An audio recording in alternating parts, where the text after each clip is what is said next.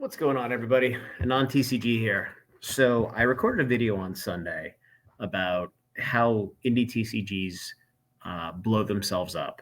Unfortunately, the video didn't record, so I'm going to take another shot at getting through the points and doing my best to use all of the items here and hit on the points that I meant to have and repost it. And hopefully with some visual aids here, we're a little bit ahead of the game, and this is an easier video to follow. So we really want to spend a little bit of time talking about why indie games fail. And obviously, since COVID hit, there have been an astronomical number of indie TCGs just trying to hang on. Almost all of them have failed. And generally speaking, they get popular, boxes go up, and then the management team gets really, really greedy. So I want to spend a little bit of time talking about Sorcery as a real-time case study, because we're living an inflection point with those guys right now. So Sorcery Contested Realms launched March 15th of 2022, as we can see here. And they almost immediately fully funded. So it was at the very tail end of the COVID boom. This is about a year after MetaZoo had shipped their Kickstarter. They were already overproducing Wilderness, shipping that garbage out. And this is also about the time where Flesh and Blood blew up, where the Monarch boxes went to $400, $500, $600. Channel Fireball was messing around with the supply demand, and then the boxes finally plummeted. So this is really where the cracks started showing in the bubble. And with Sorcery, it really started getting funding when Rudy mentioned it in one of his videos. And I believe they raised something like $5 million, which was a record for Kickstarter at the time. I think it's been passed since then, but not super relevant. And then with the game, there were some extremely well-documented delays and some absolute disastrous communication from the company. But they figured it out. And I think one of the most interesting things it is with Sorcery and is, generally with Kickstarter games, you have, a kid in his parents' basement or some Ivy League tool bag, pretending that he has some idea of what he's doing. But Eric, who created Sorcery, he's a self-made guy, worth multiple millions of dollars. So, he doesn't necessarily need it for the money. So the risk of him doing something greedy and stupid or whatever, is far less than what some of these other games are. So, July Alpha Kickstarter shipped. Finally, it was, I believe, originally supposed to ship the end of 2022, if not a little bit earlier. I believe the boxes were either $120, $150, depending on your Kickstarter tier and your time. And the boxes immediately went to $200, $300, $400, $500. I believe they peaked somewhere as high as $1,500 to $2,000 relatively quickly after they shipped. And now they're sitting somewhere around $1,000. Massive success. They printed about 29,000 boxes. And quite honestly, it's a fun game. The chase is awesome with curios and the foils, and it's super mysterious. And with the foils, you get one every 5 or 6 packs. So it's a great opening experience. So fast forward to the beta launch, which was really the non-Kickstarter version of Alpha. Was initially supposed to launch in August of 2023. Then Alpha got delayed, which pushed beta back through October. Then it finally launched in November. And the distribution was an absolute disaster, train wreck. A lot of stores trying to get product they couldn't get. They didn't make the Kickstarter because they didn't know of the game. And it really only went to stores who pledged Innkeeper. The Innkeeper pledge was basically brick and mortar pledge of, I think it was like $1,000 or something like that. And they got first dibs on distribution up to, I think, 34 cases was the number. But again, since a lot of stores had no way to get the product, it was a disaster. So they used PhD, Peach State, and Southern Hobby. Peach State got the bulk of the distribution. And they basically shipped all the product to the high spenders, high accounts who knew it was free money. And they just dumped the open product on the market immediately. Stores never had a chance to get the product. MSRP was right around $150, and they immediately traded up to $200 or $250. So let's go take a look at the beta box chart here.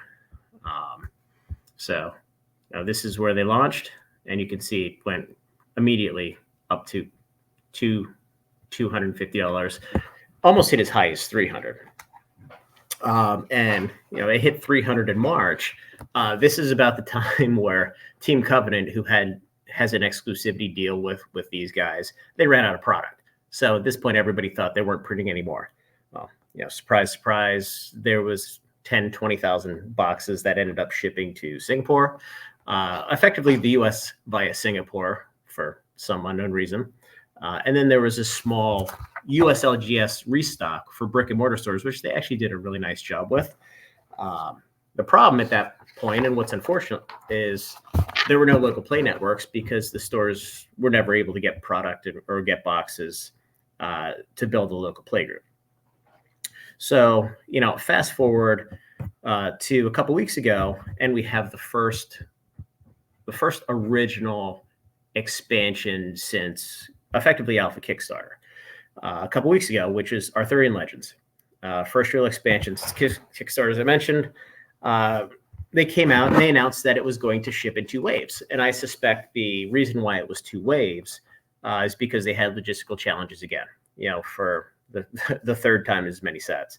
The boxes are printed in China, cards obviously as well. The quality's not bad. It's not great, but it's certainly not terrible.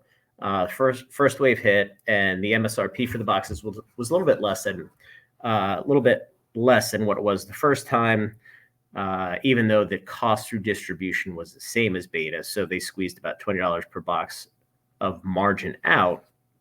And I don't know if they did that to pay the distributors a little bit extra to play ball in how to distribute, or if they just assumed the boxes were going north of $150 anyway. So we'll just throw a number out there. It doesn't really mean anything.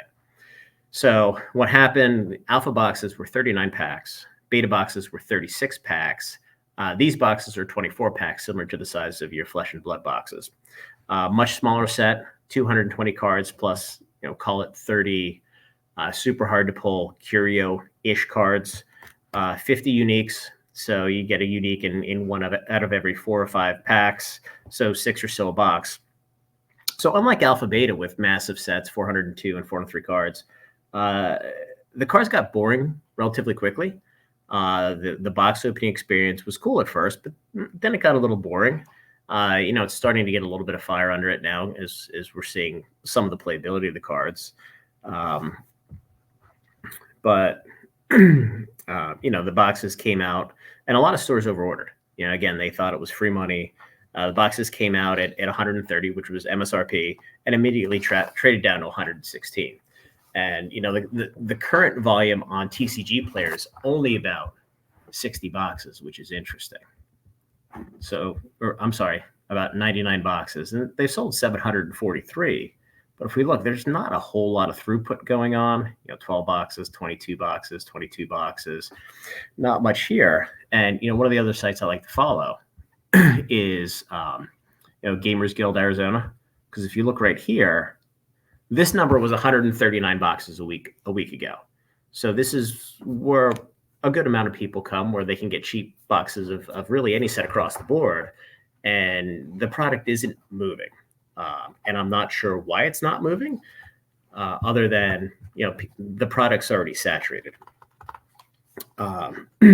So part of the problem is, the prices of the product have declined to the point where collectors and investors don't know which way to go. And if these guys are going to focus on the player space, what's interesting is since the brick and mortar stores didn't have beta product early on, there's no local play group. So unless you have a buddy who plays the game and taps you on the shoulder and say, hey, you should play this, it's a super weird situation. So the growth has to be organic. So let's reset the conversation and get back to why indies fail. And I think this is a real inflection point, as I mentioned earlier in the conversation, at least in my opinion, of where the game's going to succeed or the game's going to fail. So you have the loud folks saying that they have to print a lot, keep the product cheap, so stores and players have it. But as I mentioned, I think that the ship sailed because they screwed up the original beta distribution so horrendously badly. There aren't any local play groups in stores left outside of a couple a couple pockets. And, for a store to make, call it $30 a box on these, maybe, the truth of the matter is indies effectively have to price in enough margin to bribe the stores to carry the product, or the stores aren't going to spend the time and effort to build a play group. It doesn't make any sense because you have Magic and Pokemon both moving, a couple other games there. But why even bother, especially with the risk of failure? So what's going to happen here? Either the value of the product is going to have to go up just based on scarcity and demand, and that's going to drive investors, collectors, to continue, because look, when a product goes up, everybody wants it. When a product goes down, everybody shits on it. We've seen that, for the last 3 years nonstop with all games. Or it's just going to be a massive slog of organic growth. And what we saw with Flesh and Blood, they basically said, you know what, F the collectors and investors. We're going to push to a straight player game. And that resulted in all the old product being dead money, dead weight forever. And quite honestly, it's probably never going to recover. You have the hardcore players, and it'll continue to shrink, in my opinion. One day it's going to be, forcible 2.0, just slog around. You'll have a new set every now and then. And that's kind of that. So back to Sorcery and Arthurian Legends. As part of the distribution initially, there was wave 1. Now there's a theoretical wave 2, and I'm assuming based on what I heard from distribution, it's about the same size as wave 1. So for example, we got, call it 2/3 what we asked for from PhD and 1/3 from Southern Hobby. And it seems that that's about fairly consistent with what other folks have seen. So, going back to TCG Player, there's 99 boxes available and 743 have sold. And, it's selling 12, 15, 20 boxes a day right now, but that's going to tail off over time. So, right now the market's saturated. It needs to settle down.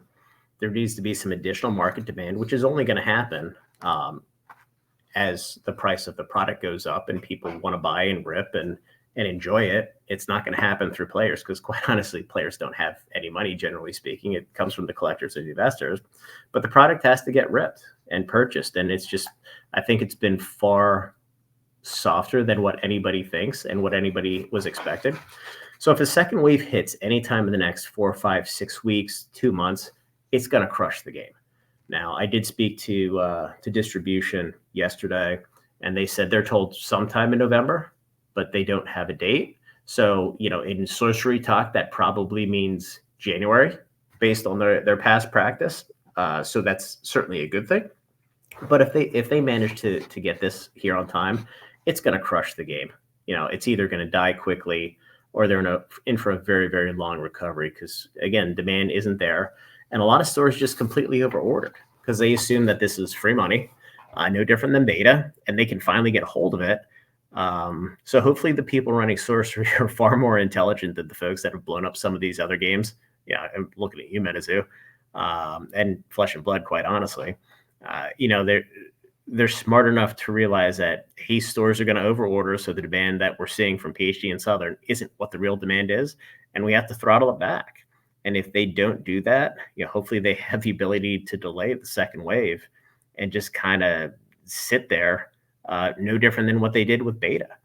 Now, I don't think they intended on 3 or 4 waves with beta. I think that was just kind of a sit back, wait and see approach and push to the market when it's needed.